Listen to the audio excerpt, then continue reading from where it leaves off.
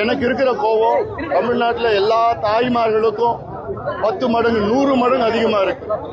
நீ தமிழ்நாட்டில் ஒரு பெண் வெளியில பள்ளிக்கூடம் போயிட்டு திரும்பி வருமா அந்த சந்தேகம் அந்த தாய்க்கு இருக்கு. பத்திரமா வந்துருமா? கல்லூரி போய் படிச்சுட்டு ஐயோ நீ எப்போ வரும்னு காத்துட்டு இருக்கிற.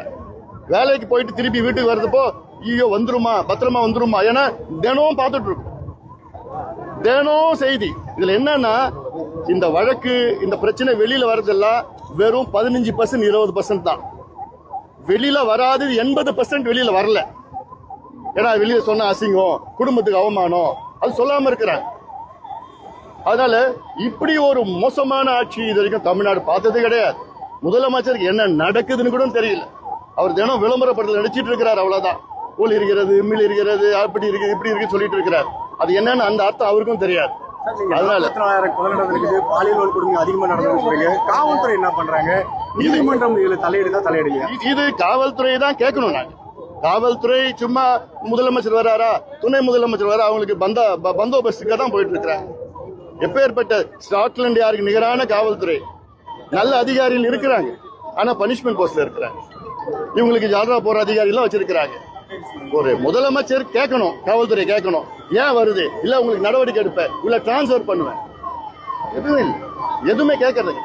ஏன் நான் கேட்கிறேன், ஒரு முதலமைச்சர் அடிப்படையில் யாராவது இப்போ 12வது படிக்கிற ஒரு பிள்ளை 17 வயசு குழந்தை திருநெல்வேலியில பாலியல் வன்கொடுமை செய்து கொலை பண்றாங்க.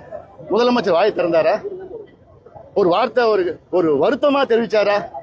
அந்த குடும்பத்துக்கு யாராவது பேசினாரா? இதுதாங்க லீடர்ஷிப்.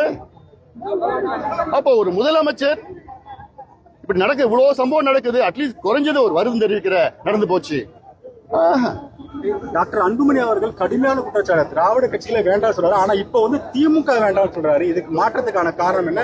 இந்த கோபத்திற்கான காரணம் என்ன? இது தமிழ்நாட்டை காப்பாற்றணும்.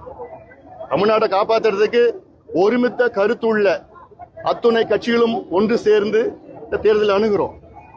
கொள்கைகள் வேறுபாட்டா இருக்கலாம், வேறுபட்டு இருக்கலாம், அது தப்பு கிடையாது. தமிழ்நாடு மோசமான நிலையில இருக்கு. ஒரு பக்கம் கடன் தொல்லையில, ஒரு பக்கம் விவசாய தற்கொலை, ஒரு பக்கம் பெண்கள் பாதுகாப்பு, ஒரு பக்கம் கஞ்சா. ஏன்னா இந்த தலைமுறையை நாசப்படுத்திட்டாங்க. தலைமுறை அப்படி எப்படியாவது கொஞ்சம் மீட்டு எடுக்கணும் தலைமுறையை. அதுதான் எங்களுடைய நோக்கம். கிட்டத்தட்ட உங்க கூட்டணி ஓரளவுக்கு செட்டில் ஆன மாதிரி இருக்குது. ஆனா திமுக கூட்டணியில நிறைய குழப்பங்கள் இருக்கிறதா சொல்லப்படுது. அது உண்மையா? அதனுடைய விமர்சனங்கள் நீங்க போக பார்க்க தான் போறீங்க. அந்த கூட்டணி திமுக கூட்டணியில் எத்தனை கட்சி வெளியில் வரப்போகுது நீங்க என்னால பார்க்க போறீங்க. நீங்க ஏன்னா திருப்தி யாருமே கிடையாது. அங்க எத்தனை கட்சின்னு அவங்களுக்கு ஒன்றும் தெரியாது.